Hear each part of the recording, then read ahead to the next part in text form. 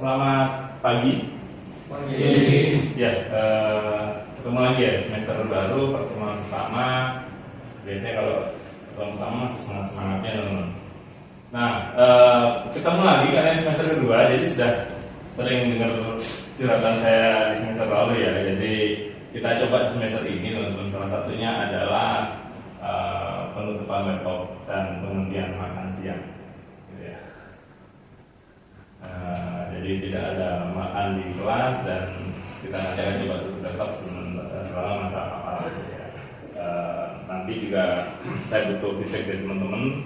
Kemarin pertanyaan, kebetulan di kelas Anda tidak ada pertanyaan, di kelas prodi sebelah sedang ada pertanyaan terkait dengan hasil ujian gitu ya.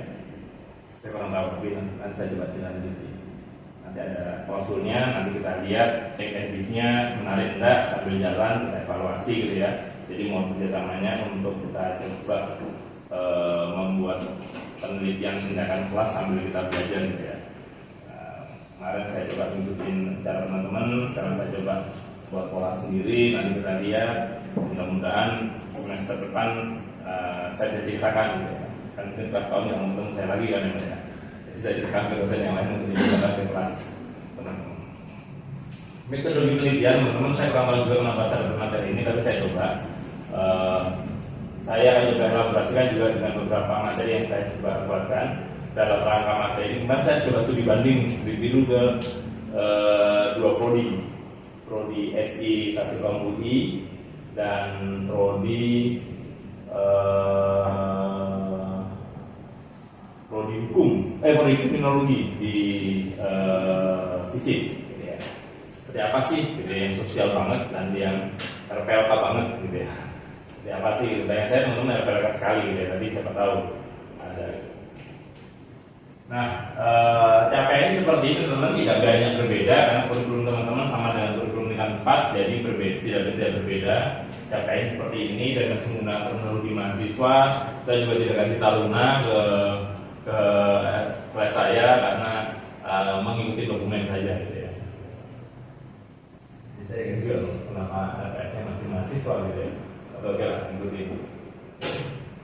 Jadi di mata kuliah ini di selama 12 tahun ke depan teman-teman akan coba melihat konsep dari penelitian apa, kemudian kita coba identifikasi, kita coba rumuskan mengenai penelitian, terus kita juga coba akan membuat tinjauan literatur, kemudian membuat desain penelitian. Ini tahun penelitian nanti ada slide-nya terkait dengan ini.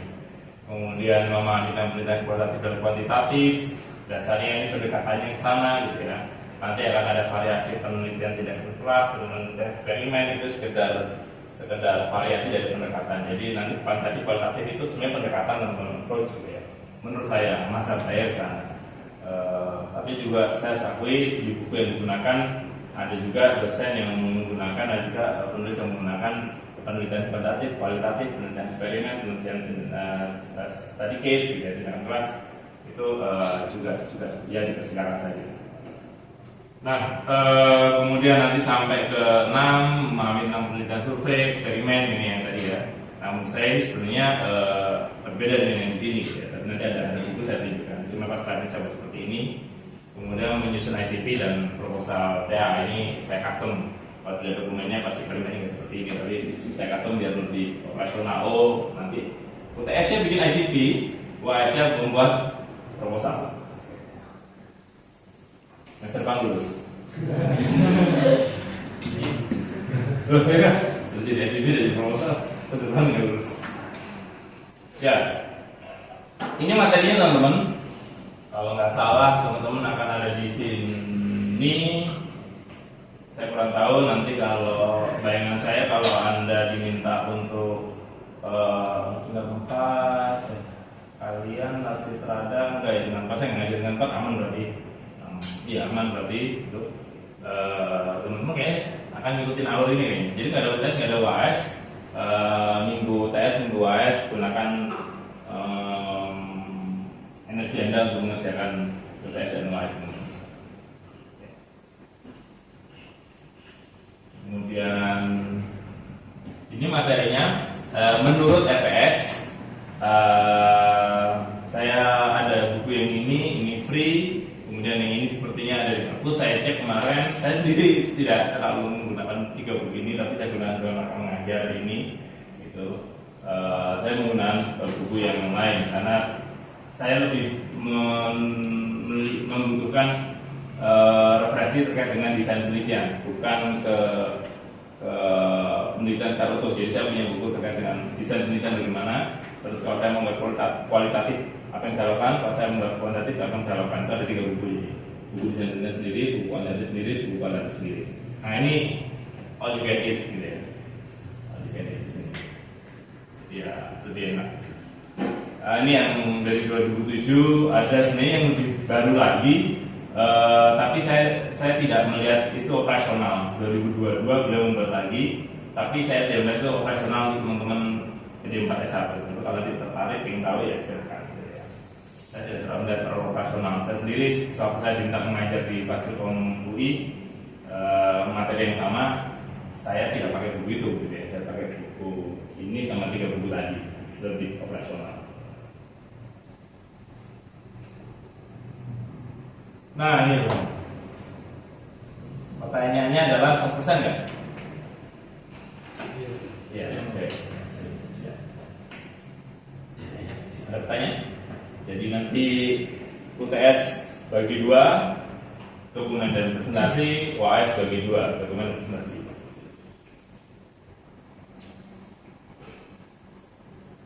Kenapa? Sudah siap mau nanya? Siap start gitu. Belum. Posisinya sudah siap mau bertanya gitu. Oke, sip. Kalau ada pertanyaan.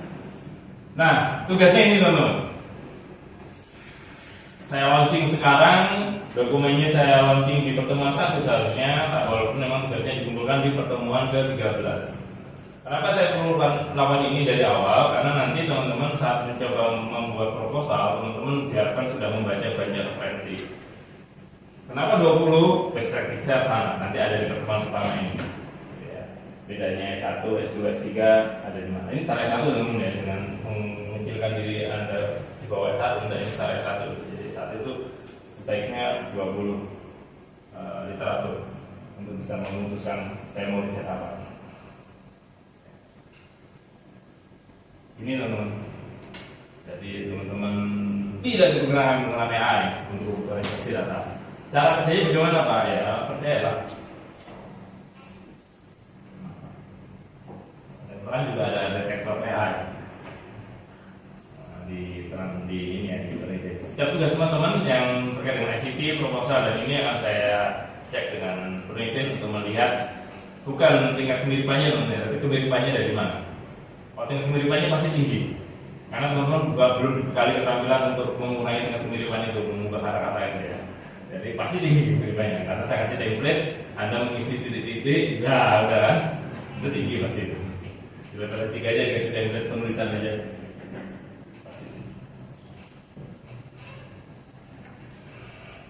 Gitu teman-teman. Nah ada referensi yang lain yang tidak saya dapatkan di sini adalah peraturan direktur terkait dengan pedoman penulisan tugas akhir. Nah itu saya harapkan teman-teman sudah dapat. Nanti saya lihat kalau LMS-nya saya belum unggah di LMS itu, saya baru pikir tadi saya lupa unggah di LMS. Saya unggah di LMS sebagai materi dasar juga. Karena apapun yang kita lakukan, saya mengajar di S1 Fasilkom, di S2 Fasilkom, ya mereka peraturan rektornya sama. Saya ngajar di FISIP, peraturan rektornya sama. Di sini peraturan rektornya beda. Jadi tetap itu jadi bantuan teman-teman. Bukunya boleh pakai Creswell, boleh pakai Senel Sipuan, boleh pakai Saldana, gitu ya. Apapun itu tetap harus kembali ke pedoman penulisan. Karena di situ kan ada menggunakan istilah tinjauan pustaka atau literatur review atau tinjau landasan teori. Kedua itu tinjau pustaka atau landasan teori. Di dalamnya itu akan ada kerangka teoretis atau kerangka konseptual. Itu akan ada. Kita nggak boleh narang gitu.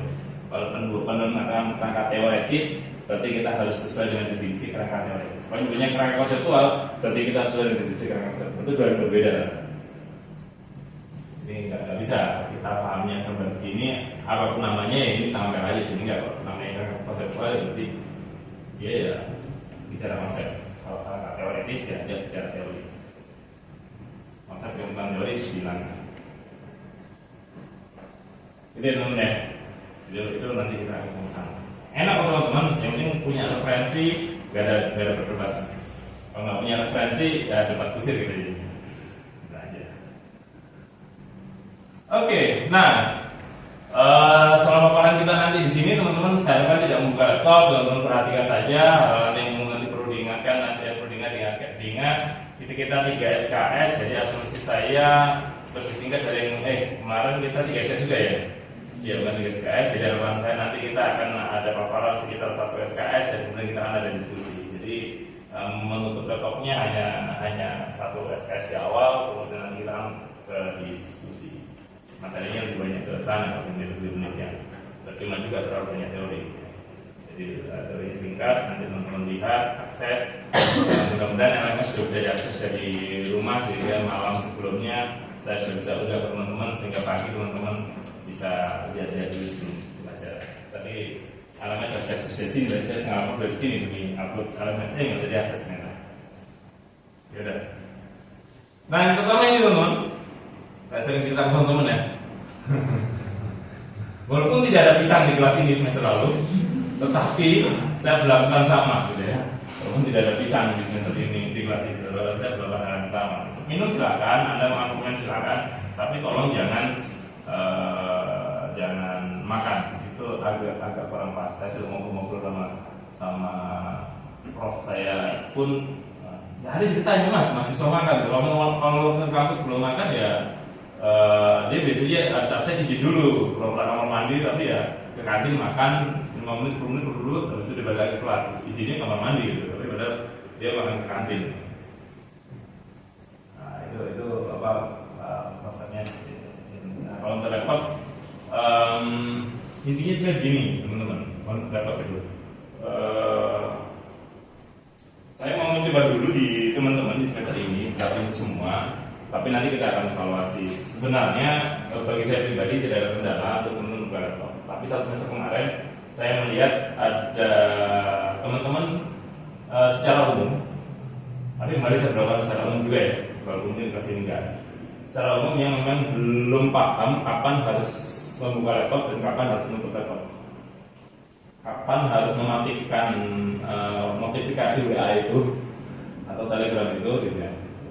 Pun saya bilang ke dosen, gitu. Pun kami di dosen itu saat rapat kalau berarti pada buka laptop. Gitu. Kalau teman-teman buka laptop, kemudian yang ada di situ adalah tugas pelajaran nanti siang yang harus dikerjakan karena Anda sakit dan nggak sempat mengerjakan, harus pilih waktu. Berarti kan sebenarnya produktif, gitu ya. It's okay. Tapi kalau cengang-cenges main Telegram, nah itu kan jadi nggak produktif ya mas ya. Sedang ada rapat, mau apa sih depan saya coba yang lain. Kami ngomong apa ini? Nanti saya baca pertanyaan, tapi saat paparan saya mengerjakan yang lain dulu. Satu paragraf jadi kalau saya gerak paper, ya kamu tanya jawab sebenarnya. Selesai gitu. Produktif. Gitu. Nah itu. Tetapi saya menangkap semester lalu banyak yang belum sampai ke sana. Gitu. Jadi saat memutuskan untuk membuka laptop itu sekitar. Nah itu yang jadi masalah. Kita coba dulu teman-teman, nanti sambil kita lihat semester depan baru kita bisa putuskan bahwasanya kita tipe yang akan tergoda saat ada notifikasi di laptop atau kita termasuk tipe yang bisa mengabaikan yang notifikasi yang ada di laptop. Tapi kita coba dulu sekarang bagaimana rasanya selama 1 SKS kita tidak membuka laptop sehingga kita nggak update dengan dunia yang ada di luar. Gitu ya. Itu nanti teman-teman selama laptop.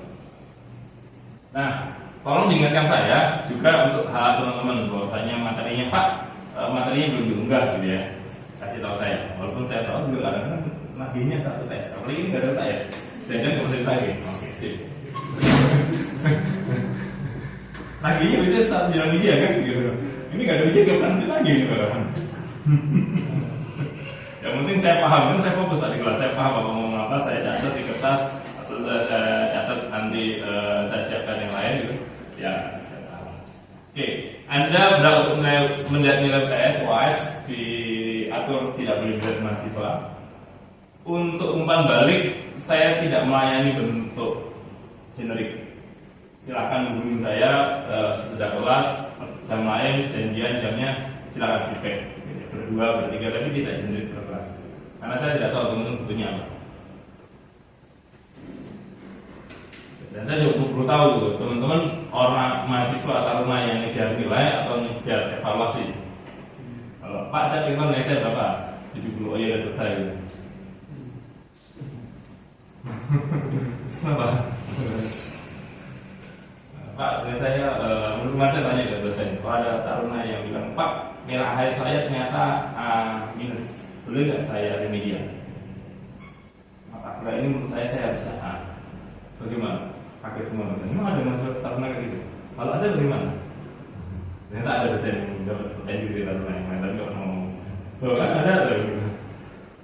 Berarti kan hasil apresiasi dari taruna kita rasanya ada loh. Saya itu sudah siapkan diri untuk A, ternyata A minus, boleh nggak saya remedial? Ini saya bisa A. Dia beneran apa sih? Pede banget ya. Siapa tahu gitu teman-teman. Nah, ya bayangan saya ke sana. Ya bukan nilai sih teman-teman, tapi salah saya di mana sih? Evaluasinya di mana?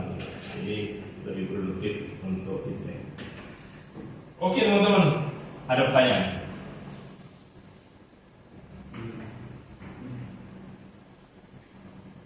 Udah. Pertanyaan masih ini atau ini?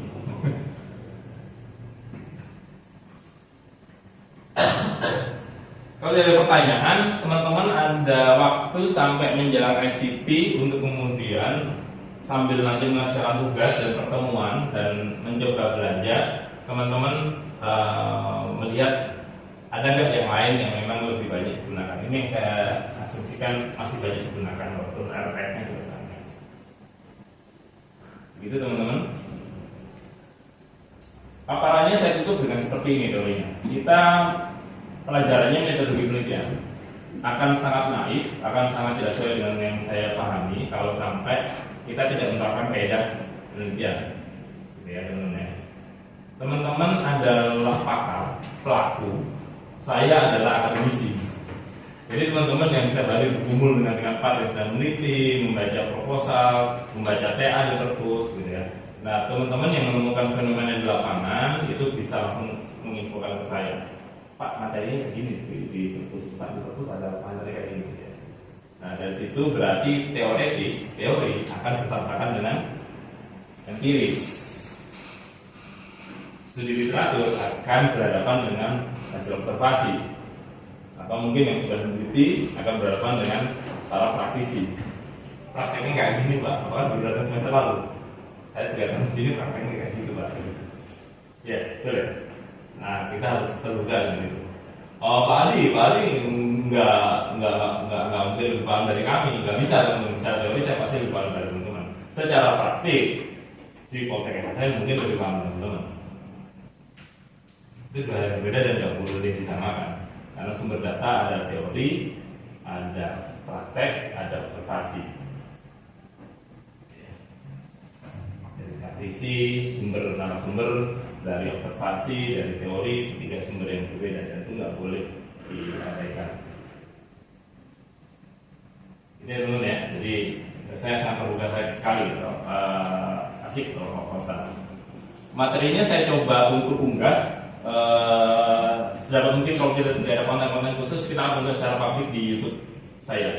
Bukan menaikkan kanal teman-teman, tapi ingin melihat seberapa tingkat penerimaan materi kita dengan teman-teman di luar.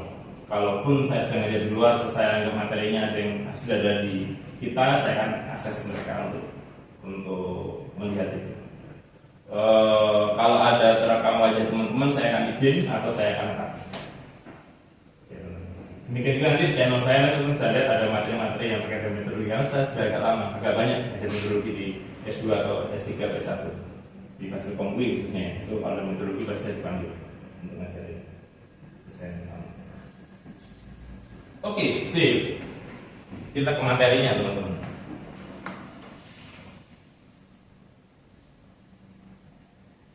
Tadi ngejar karena mau ada rapat juga sih. Karena materinya dikit, udah besarnya berapa? Jadi Pak, saya mau naik dulu. Oh iya, monggo. Tujuan Bapak ngajar ini itu mendorong kami biar ICP dan proposal nanti digunakan tahun depan, atau setidaknya kami ngerti dulu dengan ICP proposal ngerti tentang metode penelitian, atau Bapak nanti mau fokus juga biar kami setidaknya bisa gunakan ini buat di tahun depan.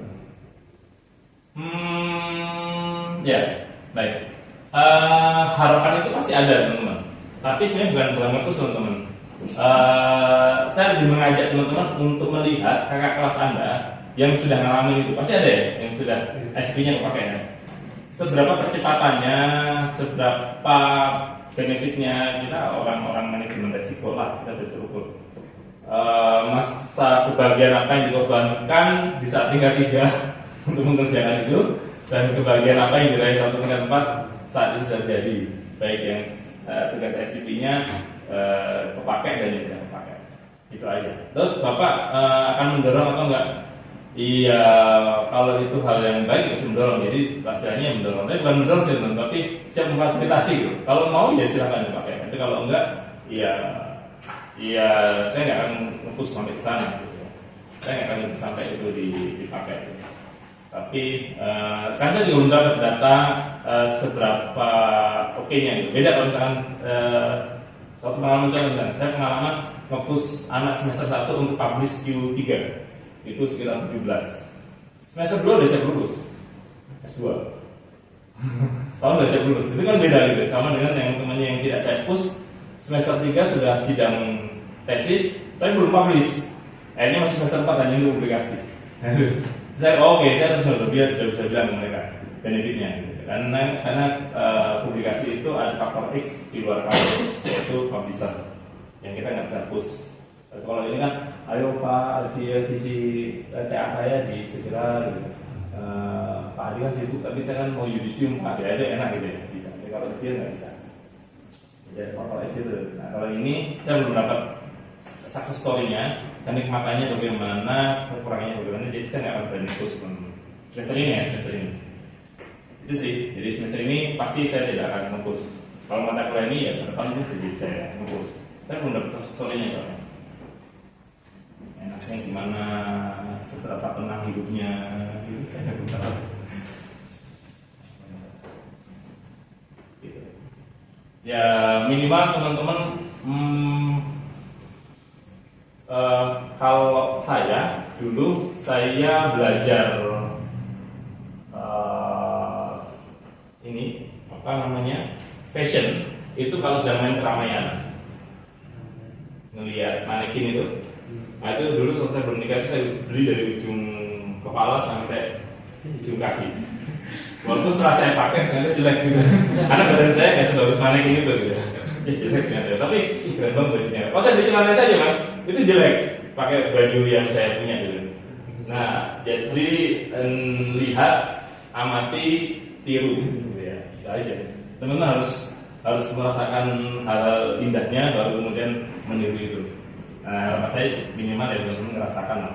Oh, begini ICP begini, oh menguji ICP begini, oh menguji sebuah proposal seperti itu. Itu sih mas. Ada lagi? Ini tidak jelas ini teman-teman. Yang satu, tidak jelas. Kita masih ada PR kita ya. Belum bikin paper ya kita ya. Iya. Belum bikin paper ya. Yang satu sudah submit ya. Sudah submit ya. Tinggal nunggu hasilnya bagaimana.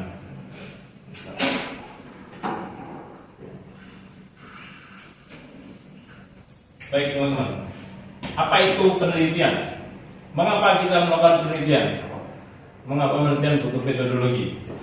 Ya, penelitian butuh metodologi karena penelitian itu adalah penelitian ilmiah. Ya, kita agak terus kata teman-teman ya. Enggak, kalau sudah download, nggak usah di close. Takutnya downloadannya terputus gitu ya. Karena nggak boleh pakai torrent. Ceritanya nggak boleh. Nah, Sebenarnya teman-teman, kita melakukan peneliti karena kita mencoba menyelesaikan masalah. Artinya demikian. Dan saya percayanya demikian. Saya kita melakukan penelitian karena kita mencoba mencari jawaban dari masalah. Nah, kemudian yang kedua, penelitian itu disajikan dalam bentuk karya ilmiah. Ini kita belum bicara masalah standar reputasi teman ya. Segala jenis laporan hasil penelitian itu bisa disebut sebagai karya ilmiah. Tentunya gimana? Karena tujuan dari penelitian adalah mencari jawaban dari permasalahan, maka harus diawali dengan sebuah masalah. Masalah itu terlihat dari apa? Masalah itu terlihat dari apa kira-kira? Masalah itu terlihat dari Adik, bagaimana kita bisa tahu ada masalah di sini? Keresahan. Keresahan itu apa contohnya? Keresahan itu kenapa dia resah? Jadi kita keresahan dari user karena ada masalah di mungkin pembangkitan kunci itu butuh suatu hal yang untuk membangkitkan kunci itu sendiri. Oke. Ada harapan dan kenyataan. Perbedaan harapan user dengan kenyataan yang didapat. Oke. Satu. Ada nggak teman-teman? Nah, itu sudah lebih mengerucut. Tapi sebelum ada itu teman-teman, sebelum kita tahu bahasanya ada keresahan user, apa? Pengalaman, oke. Pengalaman kemudian bisa menunjukkan apa? Oke, udah punya pengalaman nih, pengalaman bermasalah. Akhirnya apa mas? Yang dirasakan atau yang dilakukan oleh orang punya pengalaman masalah itu? Apa? Nggak nyaman. Ada gejala tidak nyaman teman-teman, user berkurang. Jadi biasanya diawali dengan gejala, ini ada apa? Kok penggunanya berkurang? Ini ada apa? Kok tingkat serangan aplikasi bertambah? Jadi gejala. Kalau gejala nggak kita atasi, bisa kita analisis ada masalah apa? Nah, itu kan pertama masalah. Akan pertama apa gejala.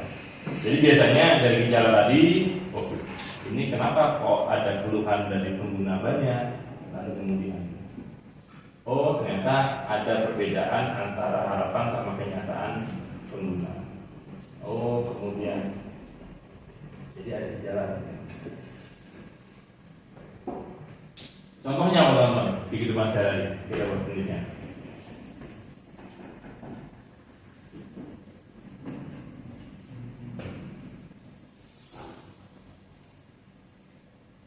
Masih belum. Nah, kalau masih belum terpikir, kita masuk ke slide kedua. Penelitian adalah ada parameternya teman-teman. Nah ini yang mau saya juga. Akhirnya pertanyaan tadi kita kunci ya. Contoh penelitian di kehidupan sehari teman-teman apa? Kita kunci. Penelitian itu ada proses mencari sesuatu. Oke, ada nggak kegiatan Anda mencari sesuatu? Pulpen saya ketinggalan. Handphone saya keselip menjadi sesuatu ya, atau apapun. Secara sistematis. Nah, sistematis nggak? Udah gugur berarti penelitian. Ya. Ini maksud saya pada penelitian kita harus lihat parameter. Saat sesuatu tidak memenuhi parameter, berarti dia tidak memenuhi. Jadi parameter pertama penelitian dia harus tujuannya menjadi sesuatu atau menyelesaikan masalah dengan cara yang sistematis. Oke. Menggunakan metode ilmiah. Atau tahapan yang disepakati secara ilmiah atau disepakati oleh komunitas. Karena kadang-kadang metodenya belum dibuat, tapi kita sudah sepakat. Jadi sering dipakai gitu ya. Nah itu sebenarnya nanti setelah 20 kali dipakai akan kita teori baru. Tapi kalau tidak ada orang ke-15 nggak mungkin nyampe 20 kan. Nah kita ber-20 sepakat dulu. Jadi kita sering pakai, baru kemudian kita telurkan teori baru. Jadi menggunakan metode ilmiah atau metode yang disepakati di komunitas ilmiah. Oke. Kalau saya meneliti tidak menggunakan metode ilmiah bagaimana Pak? Ya nggak masuk penelitian. Makanya pertanyaannya sering seperti ini. Jurnalnya ada Mas yang mendasari tahapan itu. Kalau sidang di mana? Ada paper yang mendasari tahapan ini. Metode ini. Karena kalau dia menggunakan buku besar, kualitatif Pak, dia menggunakan pendekatan kualitatif penelitian eksperimental yang dikeluarkan oleh Creswell. Oke, sip. Berarti dia menggunakan metode ilmiah. Jadi dari hasil literatur review saya 3 paper, ini banyak menggunakan metode ini. Berarti menggunakan pendekatan yang disepakati oleh komunitas ilmiah. Karena ada sekitar 3 orang yang menyepakati itu. Dengan prosedur atau aturan yang berlaku tadi ya. Mau terbit di mana nih? Info kripto. Oh iya, berarti ikutin aturan info kripto. Ada ini, ada ini, ada ini. Mau saya terbitin di Cotis Pak? Berarti ikutin aturan di Cotis. Ada itu, ada itu, ada itu. Mau jadi apa? Oh iya, ikutin aturan TA. Nah mungkin pakai paper di Cotis diterbitin ke TA. Gak nyambung. Beda aturan, beda prosedur. Itu teman-teman. Nah, ada yang teman-teman lakukan sehari-hari yang kira-kira masuk kriteria ini? Hari apa hari ini? Menu makan siang biasanya apa? Ayam. Tahu dari mana? Nasi? Ya.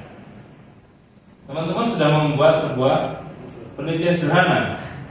Ya, saat hari Selasa menunya ayam duduk di mana Mas?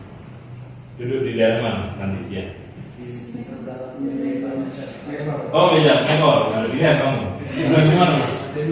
Ada dua. Di kursi yang ada siapa Mas? Kipas teman saya. Siapa? Ini ayam nggak sih menunya nih? Kira-kira siapa? Yang ada teman-teman nggak berjanjian. Udah janjian. Oke. Ya, pasti itu terus. Enggak, oke. Ya, hal-hal sederhana teman-teman lihat pas. Tadi menunya ayam. Nanti saya janjian sama siapa ya? Itu kan teman-teman sudah buat pola tadi teman-teman. Ilmiahnya di mana Pak? Nanti kita lihat teman-teman. Kan ada pola tadi teman-teman. Ada hasil observasi.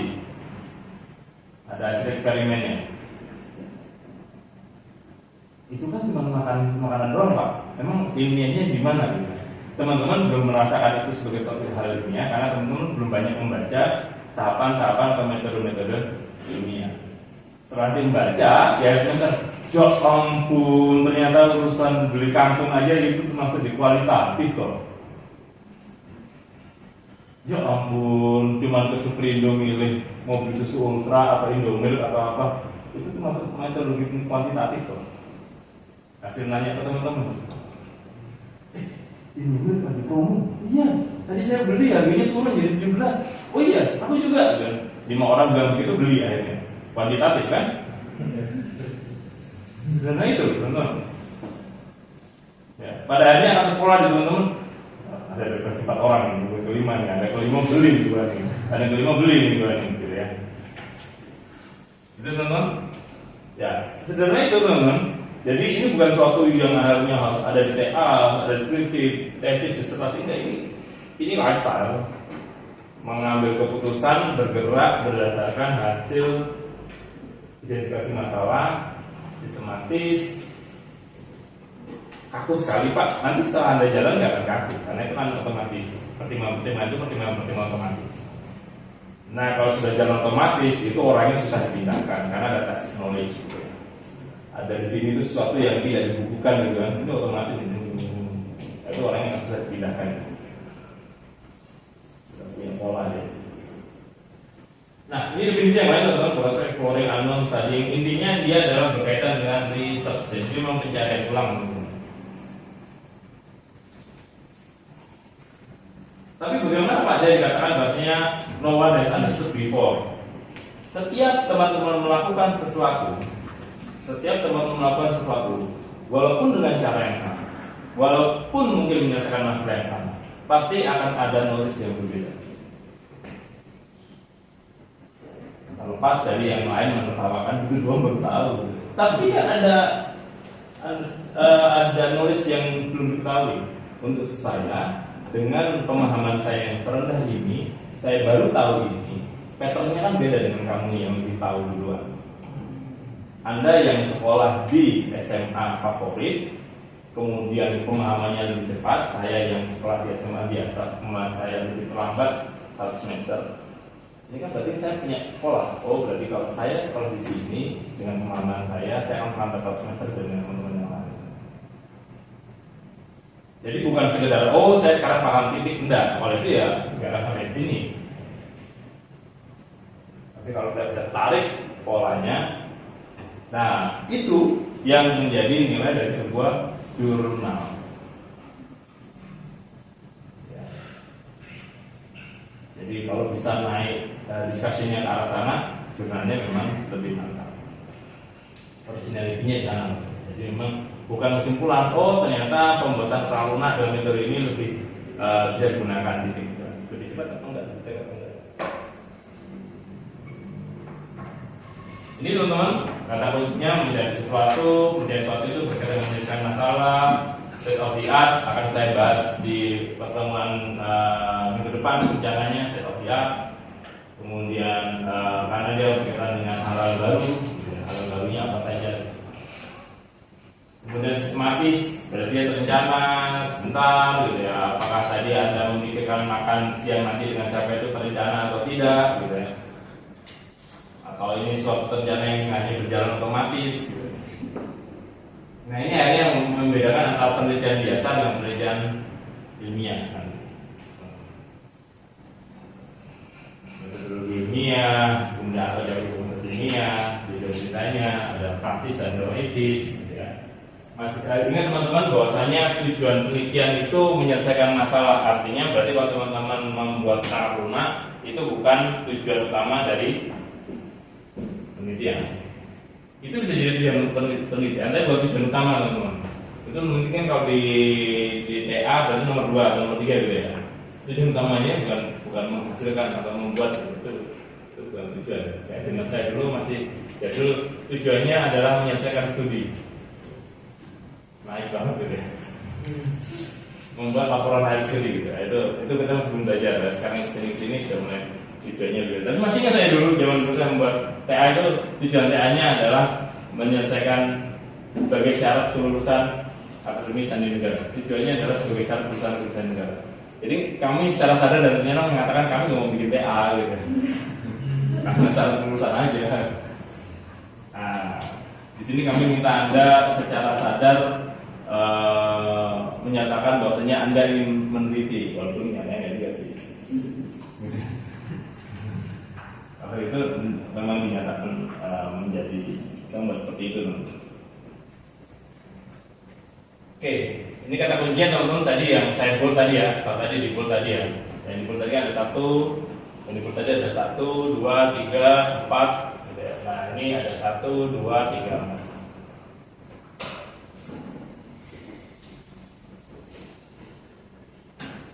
Tapi kan S1 atau D4 ada penelitian, S2 ada penelitian, S3 ada penelitian. Katanya penelitian di Poltek itu levelnya terlalu tinggi. DSR itu hanya orang-orang spesial di Fasilkom yang boleh pakai teman-teman. DSRM itu hanya 1% dari mahasiswa S1 Fasilkom yang boleh pakai. Selebihnya jangan coba pakai, terlalu rumit.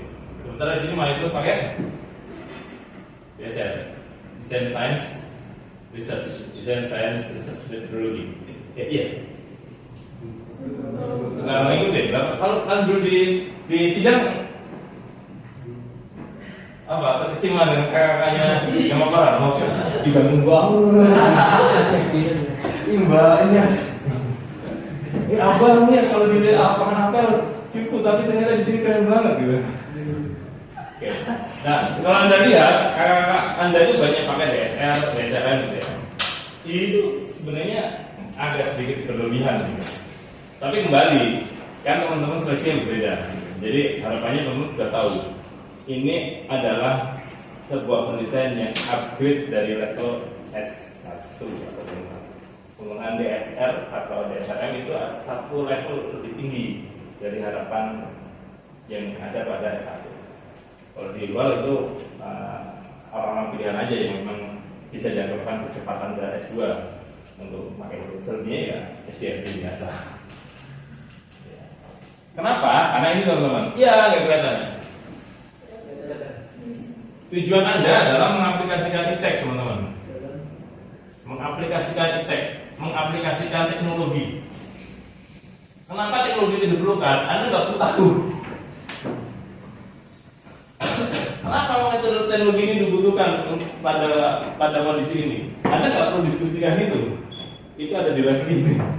Teknologi apa yang dibutuhkan dan saat teknologi itu diterapkan bagaimana, apakah dia benar-benar atau tidak. Ini cuma bahasanya kita akan menerapkan teknologi pada lingkungan ini. Kemudian kita uji apakah teknologi ini benar-benar sudah diterapkan di sini atau belum. Sudah selesai.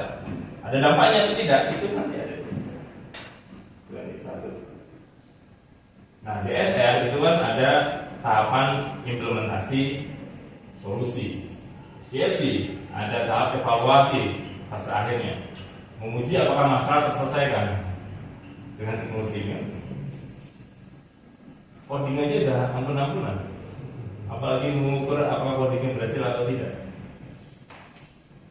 Tapi ingat, codingnya bukan segera bikin teman-teman. Codingnya kan melalui wawancara. Ditanya wawancaranya, jadi ketat sekali gitu ya. Butuhnya aplikasi apa, tombolnya seperti apa, ikonnya bagaimana, kemudian dikasihkan nih aplikasinya bagaimana, harapan enggak, dan hasil evaluasinya enggak. Nanti ada tahapan-tahapannya. Jadi bukan sekedar macam saya dulu black box, ini testing, functional testing selesai. Enggak teman-teman.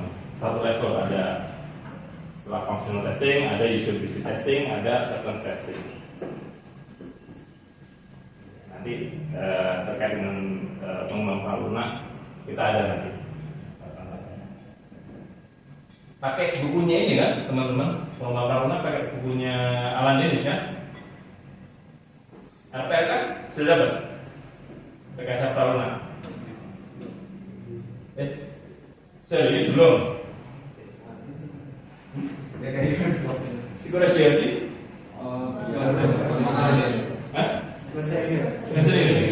Bukunya pakai apa? Belum pertemuan. Kemarin bukunya apa? Nggak ada slide-nya Pak. Oh ya, oke. Gak ada ini, kasih tahu bukunya apa gitu. Ada. Ya, biasanya ada buku Ian Sonnenfeld, ada buku Alan Dennis, agak sedikit luar kepala isinya. Nah, itu sebenarnya diikutin aja sudah oke. Itu teman-teman, jadi ini bedanya antara S2, S3, S2 dan S1. Tujuan dasarnya adalah menyelesaikan masalah, mungkin mengembangkan metode baru. Ini dari bukunya Prof. Sugiono, ini yang metode penelitian, ya bahasa Indonesia banyak dipakainya ini. Oke, dari definisi tadi, poin-poin praktisnya dari slide tadi sampai di sini, ini cuma 15 slide teman-teman, tenang aja. Minggu pertama 15 slide. Karena ada tugas habis itu. Poin-poinnya adalah membuat software bukan tujuan utama dari penelitian. Saya sudah sampaikan tadi ya, ada slide-nya di sini. Tidak usah khawatir. Pak kan nggak boleh nyatet. Saya kalau kehilangan materi gimana? Ada di sini. Menguji, mengembangkan atau membuat teori adalah tujuan utama penelitian. Jadi itu yang utama. Jadi nanti di IDA itu utama. Mengimplementasikan metode apa pada solusi ini. Ya. Jadi menggunakan pendekatan secure DevOps pada pengembangan aplikasi secure chatting. Nah itu namanya. Bukan membuat aplikasi secure chatting. Enggak. Penggunaan secure DevOps itu jarang digunakan Pak. Kebanyakan orang pakai JAR. Atau kebanyakan orang pakai DevSecureOps. Itu beda loh. DevSecureOps dengan secure DevOps beda loh. Itu dua yang berbeda. Mengembangkan dan menemukan teori. Gitu ya. Itu kontribusi pengetahuan. Jadi ada kontribusi praktis dan ada kontribusi teoritis. Kontribusi masyarakat itu tidak bisa berlangsung. Jadi itu pasti bukan tujuan, itu manfaat. Menyelesaikan masalah kesehatan di masyarakat itu bukan tujuan, itu manfaat. Jadi teman-teman ya, kalau di saya iya karena penelitiannya 3 tahun. Kan saya gunakan, saya awasi yang rencana kita semester ini ya, buat tentang aplikasi itu ya. Nah semester ini tadinya kita mau bikin OS yang secure, kita kasih ke tingkat 1. Ya. Ini nggak mau, lebih baik gitu.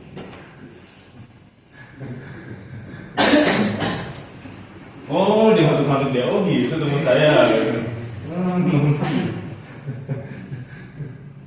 Nah, karena memang saya beri pilihan mau bagaimana. Saya paham dilemanya ini kalau di develop terus mau ngambil, tapi nggak apa-apa teman-teman, sebenarnya menarik gitu kalau sebenarnya hal seperti ini bisa di develop. Saya sedang mencoba ngangkat membuat TA itu dari semester ini. Nah, tadi kalau yang tema kita bisa dibagi jadi 3, itu menarik. Kalau memang saya bagi jadi 3, kemudian siapa mengerjakan apa, kalau yang tertarik itu berbagi jadi 3. Karena waktunya jadi panjang dan lebih matang aplikasinya daripada ngejar hanya untuk TA gitu ya. Pasti kurang. Poin praktisnya ini teman-teman terkait dengan TA teman-teman. Poin praktisnya. Nah, secara umum tahapan kita itu ini teman-teman. Hari Selasa, siang ayam, ini apa ayamnya? Nanti cari abang-abang yang makannya nggak banyak, sehingga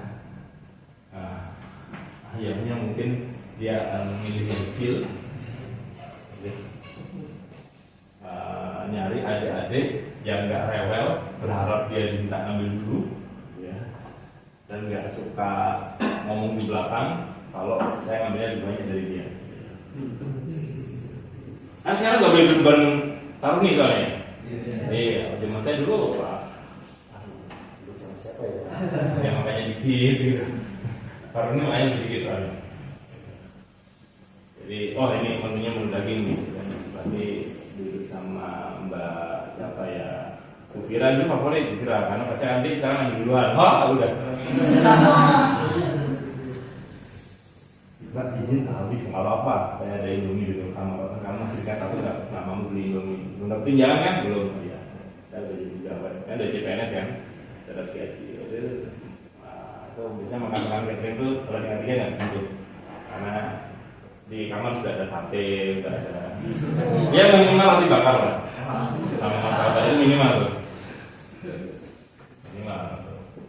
Ya zaman saya itu kita sebulan negonya itu 380 tahun 99. 380 itu harga selondok nasi, harga selondok masih 1.500. Sekarang berapa harga selondok? Yang singkong itu, yang di Parung itu kan ya, kalau baru ada Bali itu. Harga martabak itu masih 1.000, masih 500. Banyak inflasi 2.000 lah, paling dari satu bukan itu 2.000. Sekarang udah ya, berarti setelah 3 juta, 2 juta sekarang lah ya. 80% sih, 80% teman-teman. Jadi ya rasa lah enak. Wah, berarti masalah udah rumuskan. Baik. Terus berarti masalahnya apa? Masalahnya adalah mencari, kan udah kita identifikasi ya, Selasa masalahnya adalah berarti mencari tukang makan. Berarti rumusan masalahnya adalah bagaimana mencari meja yang tepat untuk makan siang ini.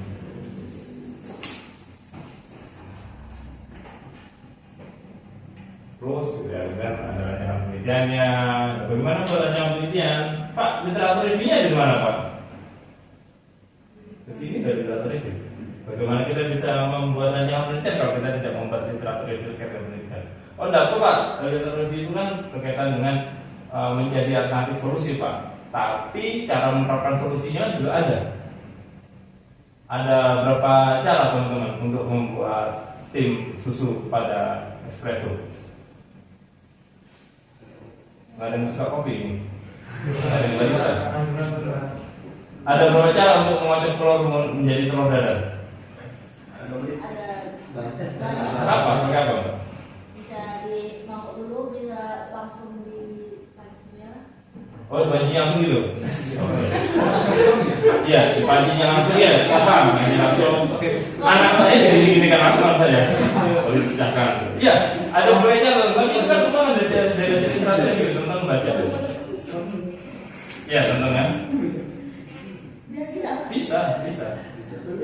Oh, menggunakan sendok, menggunakan mixer, menggunakan garpu. Lebih bagus mana menggunakan sendok atau garpu? Kalau ada sendok dan garpu, Anda akan pilih yang mana? Itu kan dari hasil literatur review. Jadi bukan cuma solusi, tapi juga cara pelaksanaan juga bisa. Kemudian ada pengumpulan data, pengolahan data, dan ada pengumpulan hasil.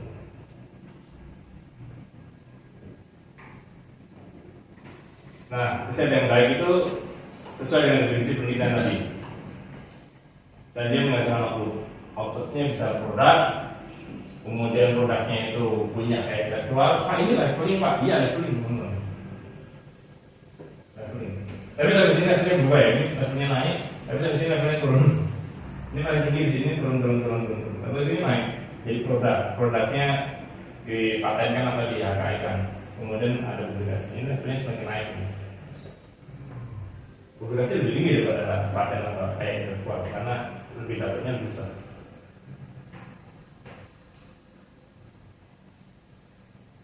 Terus ada juga akreditasi, indeks dan sebagainya.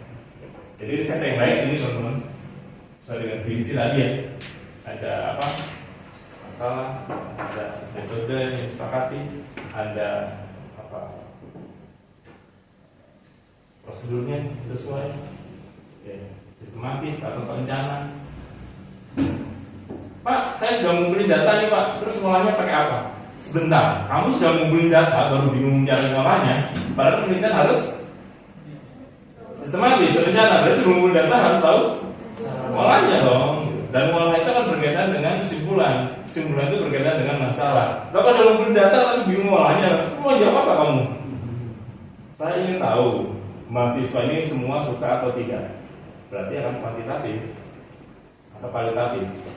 Kalau kuantitatif berarti akan kualitatif. Kuesioner kemudian dari kuesioner ini kemudian saya akan coba lihat Pak kira-kira trennya bagaimana. Gimana cara trennya saya baca satu-satu. Berarti kan hasil kuesioner diolah secara kualitatif. Kan agak kuesioner tapi isinya semua teks. Ini kan kayak wawancara orang satu-satu kan. Jadi sebenarnya ini mau kuantitatif atau kualitatif, mau pakai kuesioner atau wawancara. Kuesioner tapi terbuka semua. Nah, ada seperti itu, tapi beda metodenya. Nah, seperti itu. Sementara di akhir dia ingin melihat sebenarnya mahasiswa ini sebagian besar sukanya apa. Nah, kalau begitu, kenapa nggak kuesioner saja? Suka, tidak suka, suka, tidak suka, suka, tidak suka, suka, tidak suka. Rata-rata 80% suka, selesai. Karena ingin menyimpulkan suka atau tidak kan?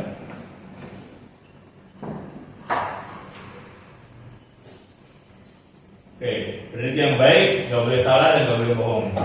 Nggak boleh salah hipotesis, salah analisis, salah pengujian, bohong data, bohong pengolahan, bohong teori. Jadi penelitian yang baik bagaimana? Ini penelitian yang baik. Oke, sip, teman-teman. Itu teman-teman. Itu kan ada pendekatan.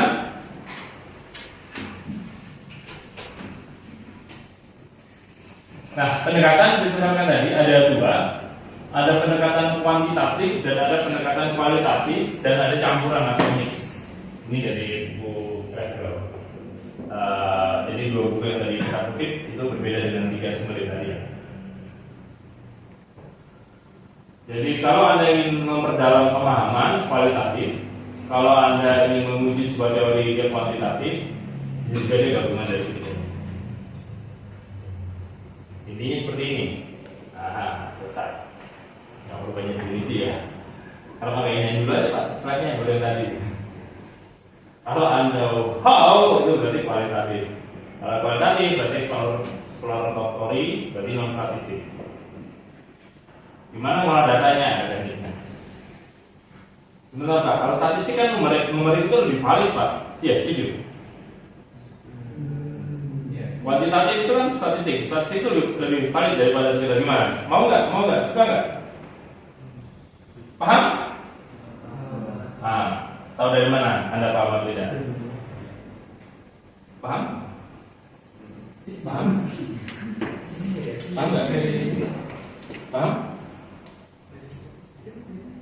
Dia paham, dia enggak. 3 lawan 1. Kuantitatif kan? Kita langsung bisa kesimpulan. Oke, kalian nggak paham kan? Kenapa? Karena dari 3, 2 nggak paham, 1 paham. Kuantitatif. Paham? Nah, kan kita bingung sekarang, benar paham atau enggak? Karena kualitatif. Saya mencoba untuk mengkualitaskan tadi simpulannya. Saya nggak nanya satu-satu. Saya hanya kira-kira paham. Itu teman-teman. Itu gambar besarnya, tapi nggak bisa juga seperti itu. Salah satu menurut Anda gimana? Salah 2 bagaimana? Salah 3 baru kita bisa ukur paham atau tidak.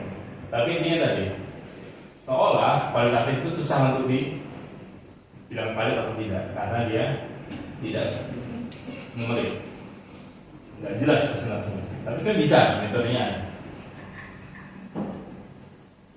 Jadi di sini menggunakan personel, di sini penelitinya, ya, tapi nggak cuman sampai di tempat terus. Oke, sekarang kita wawancara. Menurut nggak gitu juga, ya. Sudah ada rencana wawancaranya, mau nanya apa, pada jawab gini, pertanyaan berikutnya apa, pada jawab gitu, pertanyaan berikutnya apa, itu sudah direncanakan. Tidak sekedar, kan katanya instrumennya peneliti Pak. Ya, tidak. Itu teman-teman. Induktif, deduktif. Apa itu induktif, deduktif? Nah, itu. Deduktif.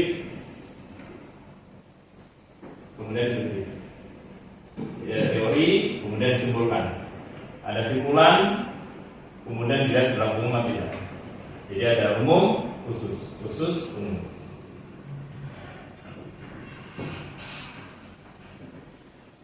Oke.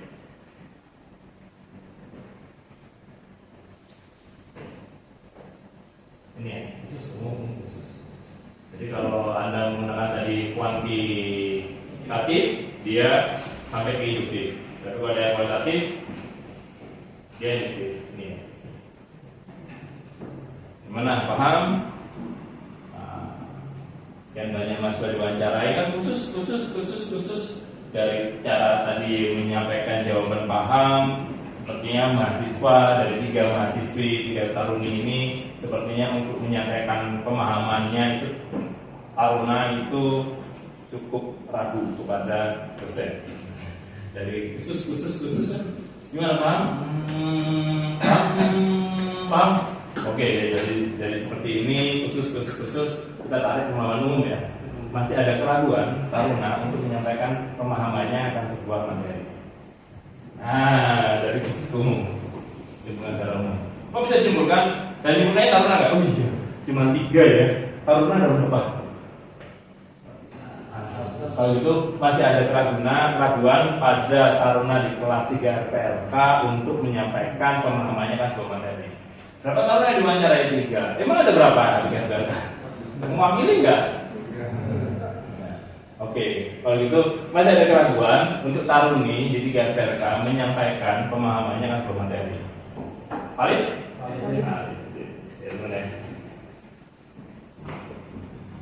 Karena emang 3 kira-kira wawancarai, wow udah selesai, nggak ada perdebatan. Di ruang sidang udah di semua kan pengalaman saya. Ya. Jadi benar ada batasan nggak harus berapa persen gitu dari satu komunitas itu buat yang paling misalkan di 3 rekannya ada 14 orang harus minimal 50% atau berapa itu? Oke. Nanti yang menjelaskan. Ya. Kalau kuantitatif ada kalian kita sempat berdiskusi terkait dengan penelitian kita kemarin. Kalau kuantitatif memang ada beberapa teori terkait dengan sampling. Tapi kalau kualitatif, tadi ini kualitatif kan misalnya kualitatif. Ini kita menggunakan pendekatan stakeholder, teori multi stakeholder. Jadi stakeholder itu akan ada pembuat aturan, akan ada penerima layanan, akan ada pemberi layanan atau pelaku, pemilik teknologi, ada komunitas. Ada akademisi.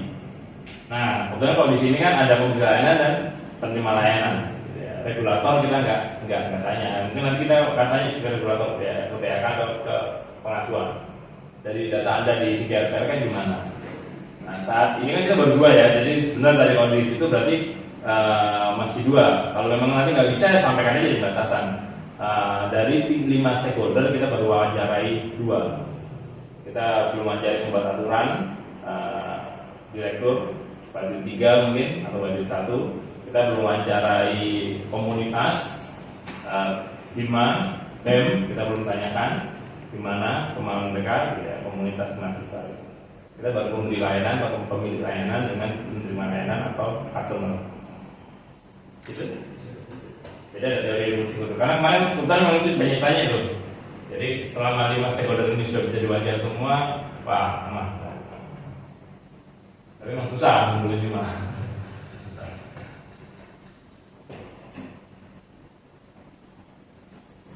Ini ya, ini ciri-cirinya tadi. Sekedar catatan saja teman-teman, ini yang intif. Oke teman-teman, itu saja materi kita untuk hari ini. Karena berikutnya akan jadi bencana bagi teman-teman. Dan cuma saya akan mengajak teman-teman untuk melakukan hal yang lain. Saya